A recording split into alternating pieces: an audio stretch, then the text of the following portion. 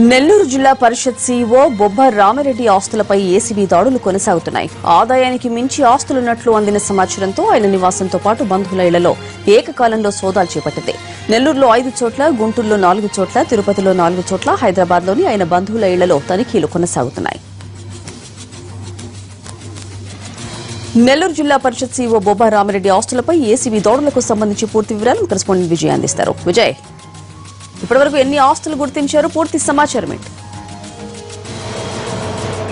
నెల్లూరు జిల్లా పరిషత్ సీఈఓ పనిచేస్తున్న రామిరెడ్డి ఇంటి మీద ఒక్కసారిగా ఇవాళ ఉదయం ఏసీబీ అధికారులు దాడులు చేయడం జరిగింది. మొత్తం 14 టీంలుగా విడిపోయినటువంటి అధికారులు నెల్లూరు జిల్లాలో 4 చోట్ల, అదేవిధంగా తిరుపతిలో 3 చోట్ల, గుంటూరు అలాగే హైదరాబాద్ ఇలా మొత్తం 14 చోట్ల ఏకకాలంలో 14 టీంలుగా విడిపోయినటువంటి అధికారులు నెల్లూరు ఏసీపీ డిఎస్పీ తోట ప్రభాకర్ నేతృత్వంలో దాడులు కొనసాగుతున్నాయని చెప్పుకోవాలి. అయితే ఇప్పటి వరకు కూడా రామిరెడ్డికి సంబంధించినటువంటి అక్రమాస్తులు దాదాపుగా 2 కోట్ల రూపాయల విలువ ఉన్నటువంటి అక్రమాస్తులు గుర్తించినట్లుగా ఎస్పీ అధికారులు చెప్తున్నారు. అయితే ఇప్పటికే ఆయన నెల్లూరుతో పాటు హైదరాబాద్ లోను, అదేవిధంగా తిరుపతి వంటి పట్టణాల్లో కూడా భారీగా ప్లాట్లు, అదేవిధంగా ఇళ్లు వంటి ఇతర అక్రమంగా ఉన్నటువంటి ఆస్తులను గుర్తించినట్టుగా ఏసీపీ డిఎస్పీ కొద్దిసేపు చెప్పడం జరిగింది. అయితే జడ్పీ సీఈఓగా ఉన్నటువంటి రామిరెడ్డి సుదీర్ఘకాలం పాటు ఆయన నెల్లూరు జిల్లాలో అనేక విభాగాల్లో పనిచేయడం జరిగింది. గతంలో కూడా రెవెన్యూ విభాగంలో కేఆర్ఓగా పనిచేయడం, ఆ తర్వాత మళ్ళీ ఆయన జడ్పీ సీఈఓగా ఇక్కడికి రావడం. జడ్పీ సీఈఓగా పనిచేస్తున్నటువంటి రామిరెడ్డి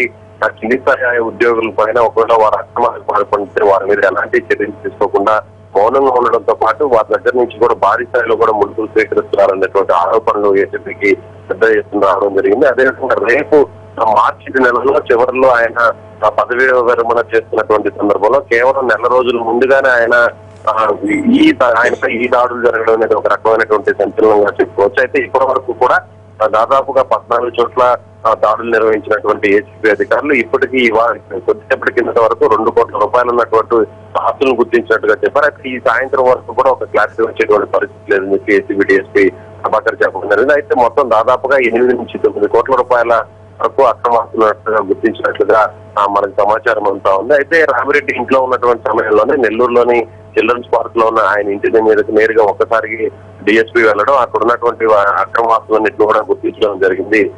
అయితే జిల్లా పరిషత్ సంబంధించినటువంటి సీఈఓ ఇంటి మీద సీఈఓ అక్రమాస్తుల మీద దాడులు చేయడం అనేది ఒక రకంగా అటు అధికార వర్గంలో ఈ ఏసీబీ దాడులు కలకలం రేపాయని చెప్పుకోవచ్చు. స్వాతి.